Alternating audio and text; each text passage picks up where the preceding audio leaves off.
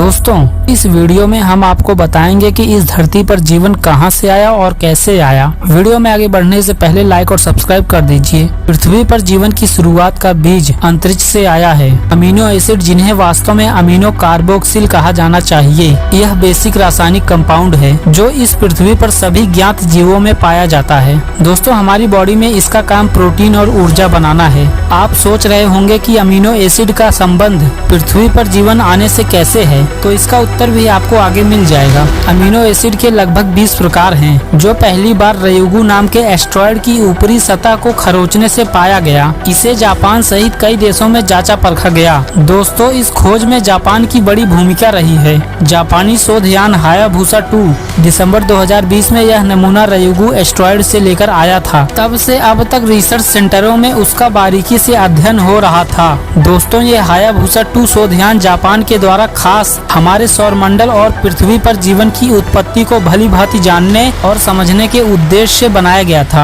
रयुगु उन एस्टेरॉयड में से एक है जो बहुत अधिक कार्बन युक्त हैं। दोस्तों, आपको ये भी बता दें कि इससे पहले सौरमंडल और पृथ्वी पर जीवन की उत्पत्ति को भली भांति जानने और समझने के लिए हायाबुसा 2 से पहले एक और शोधयान बनाया गया था, जिसका नाम हायाबुसा 1 है। 2010 में पहली बार एक एस्टेरॉयड की मिट्टी हायाबुसा 1 ने पृथ्वी पर लाया था। जापानी हायाबुसा 2 मिशन में जर्मनी की अंतरिक्ष शोध संस्था, जिसे DLR कहते हैं, और फ्रांस की अंतरिक्ष शोध संस्था, जिसे CNES कहते हैं, का भी सहयोग रहा। दोस्तों, इन दोनों संस्थाओं ने मिलकर मैस्कट नाम का एक अवतरण यान बनाया, जिसे हायाबुसा 2 ने अक्टूबर 2018 में रयुगु पर उतारा था। इसमें मैस्कट का काम था कि वह रयुगु एस्टेरॉयड की ऊपरी सतह को जांचता परखता, और इस जांच परख के दौरान मैस्कट ने पाया कि रयुगु एस्टेरॉयड बहुत ही झरझरी सामग्री का बना है। ये जानकारी हायाबुसा 2 ने अपने साथ पृथ्वी पर ले आया, जिसका वैज्ञानिकों ने अध्ययन करने के बाद 2021 में बताया कि रयुगु और उसके जैसे एस्टेरॉयड 4 अरब 60 करोड़ साल पुराने हैं। इसका मतलब है कि दोस्तों, रयुगु जैसे एस्टेरॉयड सौरमंडल बनने के साथ ही बन गए थे। जाक्सा, जो कि जापानी अंतरिक्ष एजेंसी है, हायाबुसा 2 ने रयुगु एस्टेरॉयड के जो नमूने पृथ्वी पर ले आया था, वह नमूने जाक्सा अंतरिक्ष एजेंसी दूसरे देशों के वैज्ञानिकों को भी दिए,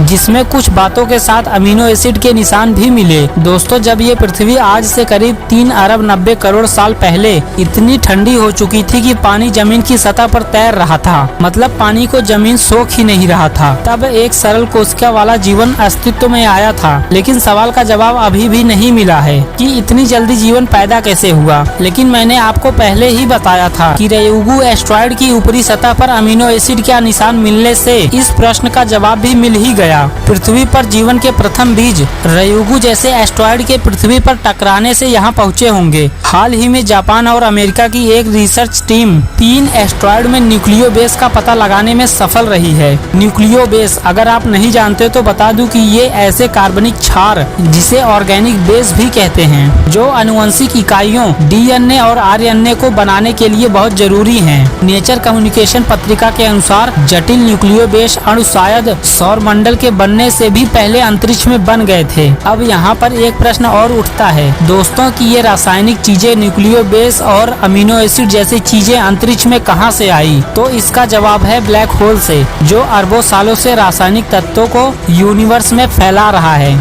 जिन तत्वों से जीवन की उत्पत्ति हुई है। दोस्तों, अगर आपको ब्लैक होल के बारे में नहीं पता तो इस पर भी वीडियो मैं जरूर बनाऊंगा, इसलिए बोल रहा हूँ सब्सक्राइब कर लीजिए। तो दोस्तों, अगर ब्लैक होल नहीं होता तो हम भी इस पृथ्वी पर नहीं होते। इस ब्लैक होल के मुंह से निकलने वाले तत्व ब्रह्मांड के कोने कोने में लगभग एक बराबर से फैले हुए हैं। वैसे दोस्तों, इस खोज में जर्मनी, जापान और नीदरलैंड सहित कई देशों का महत्वपूर्ण योगदान है। दोस्तों, ये आम सा दिखने वाला ब्लैक होल उन मूल कणों को ब्रह्मांड में बिखेरता है, जिनसे हम, आप, हवा, पानी, ग्रह और तारे, यानी वह सब कुछ बना है, जो दिखता है या नहीं भी दिखता है। 10 से 12 अरब साल पहले तारों का बनना एकदम अचानक तेज हो गया। ठीक उसी समय ब्लैक होल भी बहुत ज्यादा सक्रिय हो गए। सिमियोनेस्कू, जो कि नीदरलैंड की अंतरिक्ष रिसर्चर हैं, उनका कहना है कि वे चीजें जो हमारी पृथ्वी पर जीवन की उत्पत्ति के लिए जरूरी थी, असलियत में वह सब जगह पर मौजूद हैं। ब्रह्मांड की दूर से दूर गहराइयों में भी मौजूद हैं लेकिन उन तत्वों को आपस में मिलने के लिए एक ऐसी विशाल शक्ति चाहिए थी जो उसे आपस में कनेक्ट कर पाती, मिलाती, मिश्रित कर पाती। और वह विशाल शक्ति बनी उस समय के तेज सक्रिय ब्लैक होल। करीब 4 अरब साल पहले